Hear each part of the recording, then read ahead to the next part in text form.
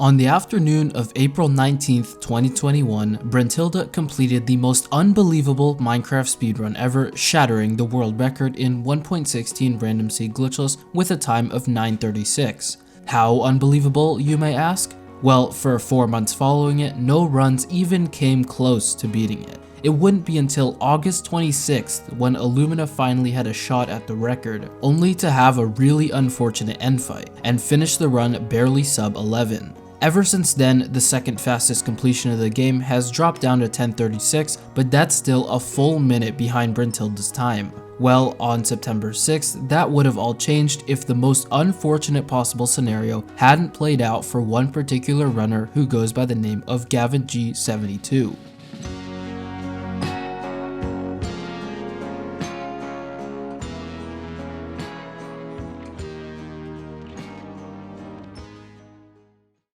For starters, who is Gavin, which is what I'll now refer to him as? Well, whether you recognize him or not, his influence in Minecraft speedrunning stretches far beyond his name. Let's take a journey back in time, specifically to February 6th, 2021. Gavin was running some 1.16 RSG when he stumbled upon a seed that was so good it would set the standard for what was possible in the category. Not only would a viral video come out from rerunning this seed, but it was the catalyst for discussion surrounding the possibility of a sub 10-minute run. What was so special about this particular seed though? Well, let's take a look, and if you're unfamiliar with how 1.16 RSG speedrun works, I'll explain it along the way. So, when you load into the seed, you spawn right near a ruined portal with a chest containing 5 obsidian, a gold helmet, an unbreaking 3 gold pickaxe, and some flint and steel. As more of this portal is uncovered, you will find that it's completable. Upon entry into the nether, you spawn right next to a bridge bastion, and this chest contains enough iron to craft an iron pickaxe, which is vital in order to mine the gold blocks on the chalice.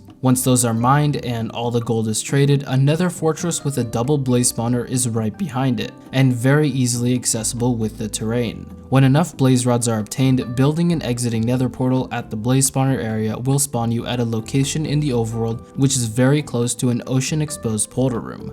Up until the seed was discovered, no one had seen anything of its caliber before, but one question still remains. How did Gavin not get the world record? Well, he got absolutely shit on by RNG. Minecraft is unrelenting, and sometimes when the game blesses you with the thing people have been hunting for many months, you can still get screwed by things completely out of your control.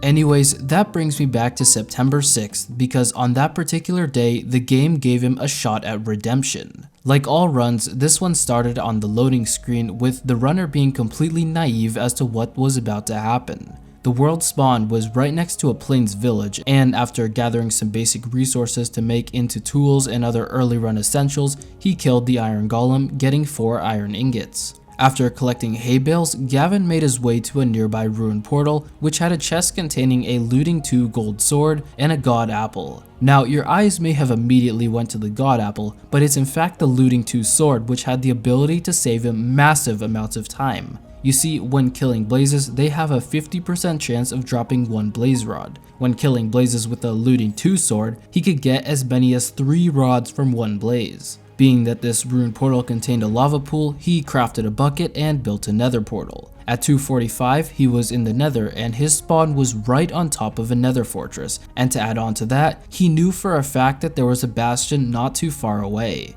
You see, while looking around, whenever the E counter on the F3 screen spikes, that tells him where one is. For more info on this, I'll link K4's video in the description. Anyways, this was no ordinary part of the fortress, because very close by was a blaze spawner, and with a god apple, he had fire resistance. His drop rates were 7 for 5, and less than a minute after he entered the nether, he was heading toward the bastion. Unfortunately, it was a bit far away, but the terrain made up for it. Now is probably a good time to remind you that he didn't have an iron pickaxe to mine the gold with yet. You see, one of the risks involved with his strategy was that he needed to pull iron from the bastion chests. Luckily for him, it was a stables, meaning that there were top chests, and the very first one he opened contained enough iron to craft a pick. Now, all he needed to do was access the gold blocks and trade them to the piglins, which is precisely what he did. By digging a 2-deep hole and mining the gold blocks, the aggroed piglins stormed in his direction, only to get reminded that they were mere pieces of code fighting against a whole ass person. With the pigs trading gold, Gavin went to get the backup blocks for safety and checked the rest of the chests. In total, his trades contained a stack of ender pearls, nearly 30 obsidian, and enough string to craft 4 beds for the end fight. In the Bastion, he built his exiting portal and left the nether at 6:35. Due to him having over 20 obby, he was able to do calculated travel, which is basically where he throws one eye of ender, gets the angle, goes about 16 blocks to the side, throws another eye, and notes the change in angles between the 2 throws. Now, usually this is used to pinpoint the location of the stronghold and know where to build a second portal in the nether, but in this case, the angle change was significant, telling him that it would just be quicker to run to the stronghold from where he was. An ender pearl and an eye of ender throw later, he was digging down, but one of his eyes broke, meaning that he would need at least one eye already in the end portal. Due to him rushing the triangulation, he missed the exact chunk, but still landed in the stronghold. Since the place he dropped was kinda awkward, he had to look around for a bit to find a direction to go, and eventually he chose west. Not only was this the correct choice, but the end portal already had an eye in it, saving Gavin from joining the super fast portal room but not enough eyes of Ender Club. At 8:32, he was in the end, and with an extremely fast perch, he could potentially get the world record. One slight issue though, he spawned in an endstone box. No worries though, right? Couldn't he just easily dig up? Well, yes, that's exactly what he did. Upon locating the surface, he rushed to the center fountain, slightly fumbling to get his crying obby into his hotbar, and built the 1-cycle setup. After crafting his beds, he patiently waited for the perch, but very quickly he realized that this end fight was cursed.